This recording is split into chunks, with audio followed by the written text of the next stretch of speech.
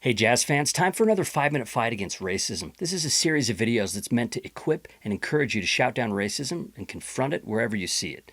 It's been great to see Jazz fans speaking up online when they see racist comments, especially in response to tweets and posts by Jazz players. I've seen some fans reply directly to the person who posted a racist comment, letting them know that what they said wasn't okay, or offering a direct rebuttal. Other fans reply with a message of support to the Jazz player. I think that's great too. We want players to know that we as fans have their backs. We want them to feel at home here in Utah. But I've also spent a little bit of time thinking about my own motives. Am I speaking out more because I don't want to see players like Donovan Mitchell leave Utah? In other words, we have to check our motives in the fight against racism. Jazz fans have correctly pointed out that a fan base that harbors racism will alienate players. And Jazz fans already have a reputation.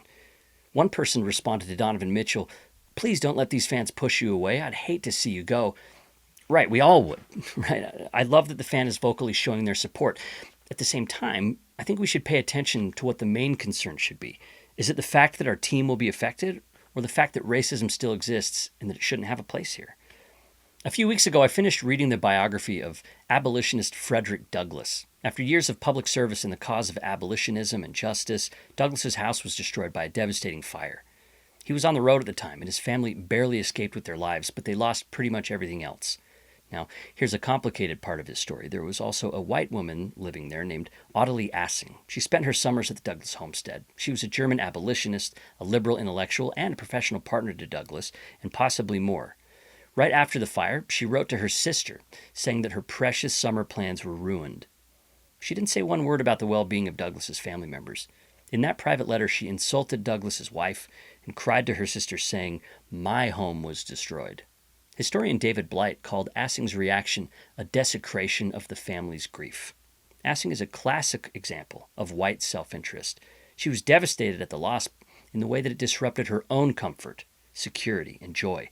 What would she do with her summer now?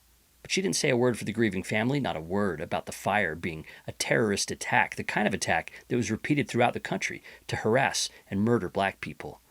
Assing was crushed because of how it affected her.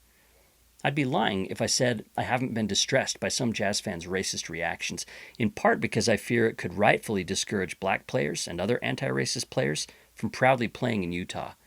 That reaction came naturally to me, but that's why I have to stop and think about it. Is there a little bit of Ottilie's attitude in me? It would be so wrong to be more distressed about how this affects our favorite sports team than how racism affects our favorite players as real human beings.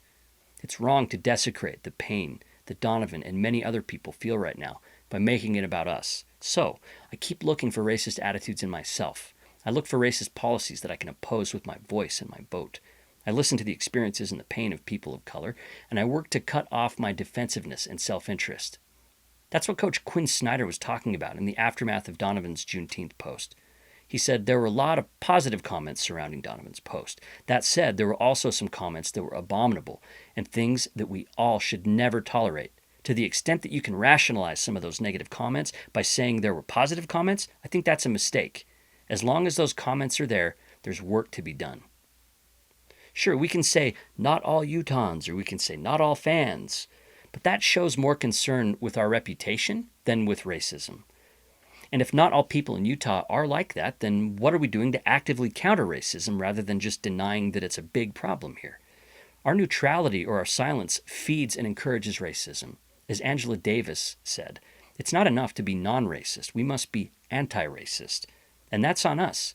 We need to recognize the players as people first, care about their perspectives, and consider the possibility that Jazz fans, primarily white ones like me, are still part of the problem. We have to speak out vocally against racist comments. We might not change a lot of hearts and minds, but at least we can make some hearts and minds that spread racism feel less comfortable, feel less sure, be less open about their racist ideas.